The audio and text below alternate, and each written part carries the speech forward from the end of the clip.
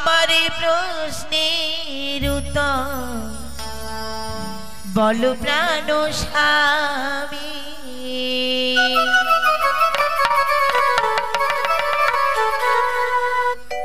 চারটি কালোর নাম যদি দাও বলিয়া প্রেময়ালি গণ দেবে তোমার প্রাণ প্রিয়া।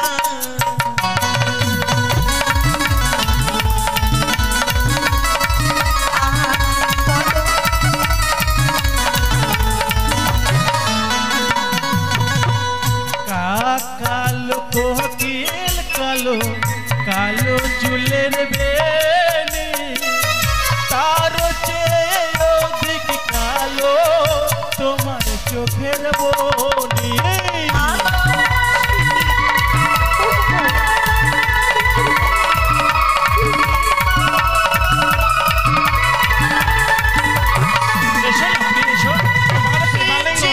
কথা বললে স্বামী শেষ কথা জানি আরো প্রশ্ন আছে ও গো উত্তর দেবে তুমি।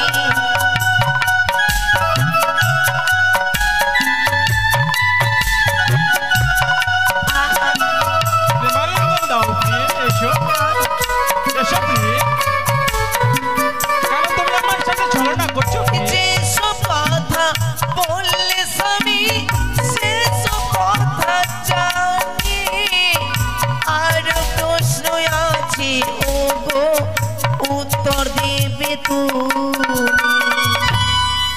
প্রভু বলো প্রিয়ে। চারিটি তিতার না যদি দাও বলিয়া প্রেম আলি গণ দেবে তোমার প্রাণ প্রিয়া।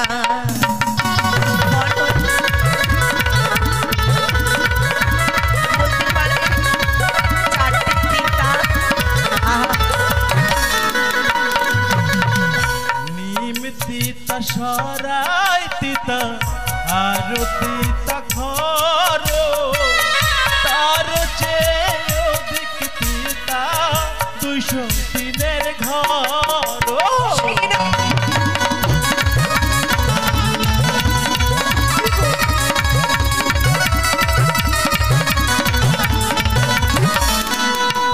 তোমার প্রশ্নের উত্তর আমি দিলাম গো সত্য।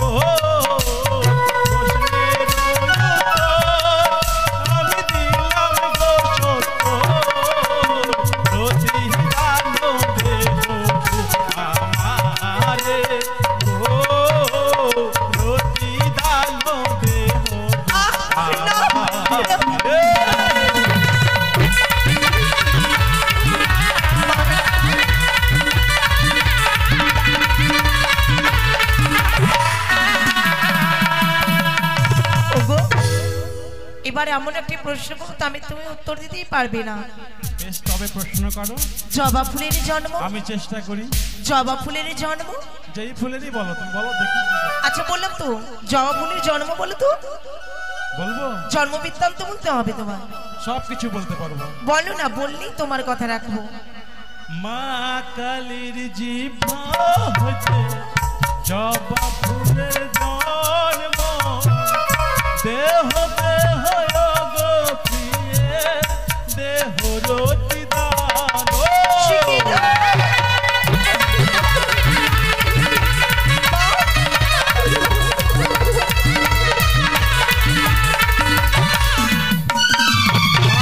জিহ্বা থেকে রক্ত মর্তধামে পড়েছিল, সেই রক্ত থেকে জবা ফুলের সৃষ্টি হয়েছিল। তাই জবা ফুল মা কালীর চরণে লাগে। জবা ফুল ছাড়া মা কালীর পূজা অর্চনা হয় না। এসো না, তোমাকে অনেক প্রশ্নের উত্তর দিলাম। এবার তুমি আমায় রক্ষা করো মা। বেহুলা যদি উলঙ্গ হয়ে যায় তবে তো আমি বিশ্বমাতার বিশ্বপূজিতা হতে পারবো না, বেহুলা অসুখী হবে না। তাই জন্য এই মুহূর্তে বিলম্ব নয় করে লক্ষিন্দরের পেটে আমি ক্ষুধাবান নিক্ষেপ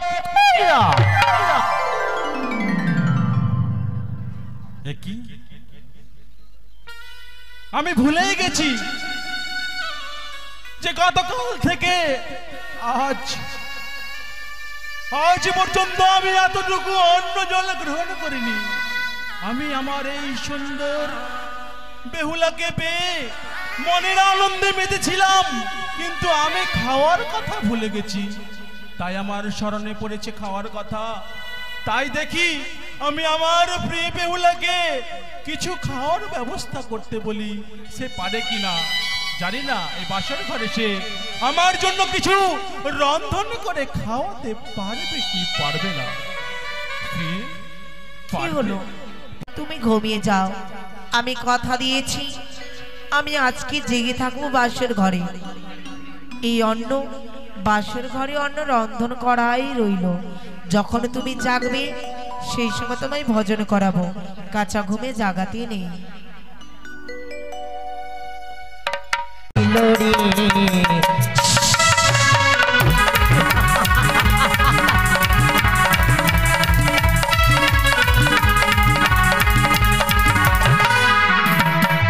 আর মর্ত ধামে আসিল রে,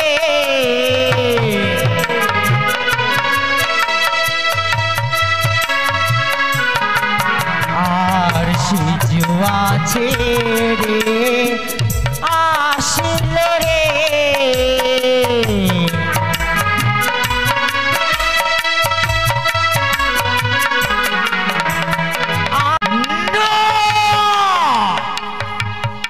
আজকে নিশি জয় পরাজয় নিশি। আজ রাত যদি ওই লক্ষিন্দরকে আমি না জমালে পাঠাতে পারি সে তো অমর হয়ে যাবে। না না না, কখনো না, কখনো হতে দেব না এই কার্য। আমি নিজের কার্য আমি সিদ্ধি করে দিয়ে তুলব। হরিচন্দ্রধর, এতই অহংকার রেখেছ তুমি সৌতালি পর্বতে হর আসর ঘরে, এতই অহংকার। বিশ্বকর্মা দ্বারা তুমি নির্মাণ করলে বাসর ঘর। বলেছিলাম চন্দ্রধর সেই ঘরেতে ধ্বংসাইব তোমার পুত্র লক্ষিন্দর। আর বিলম্ব নয়, ওই তো দেখতে পাই নিশি প্রভাত উঠে চলে এসছে। কথায় আছে সূর্যদেব অষ্টম প্রহর রাত্রি আমায় দানে দাও, সেই রাতে আমি কার্য করব লক্ষিন্দরকে ধ্বংসাইব আমি। আর বিলম্ব নয় নয় নয় নয় নয়। তুমি কোথায় যাই, কি করি আমি যুক্তি পাচ্ছি না। কোথায় আছে? মনে পড়েছে মন নেতা দিদির কথা। তবে আর বিলম্ব না করি আমি স্মরণ করব নেতা দিদিকে। দিদি নে তুলা মনসা,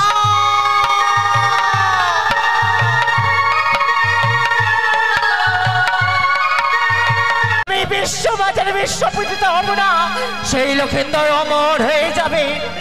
যুক্তি দেহ দিদি, যুক্তি দেহ, যুক্তি দেহ ওগো দিদি। উপায় বলো মরে মনসা, কেমন করে দংশাইব দুর্লভ লক্ষিন্দরে। যুক্তি দেহ ওগো দিদি, যুক্তি দেহ ওগো দিদি। উপায় বলো মরে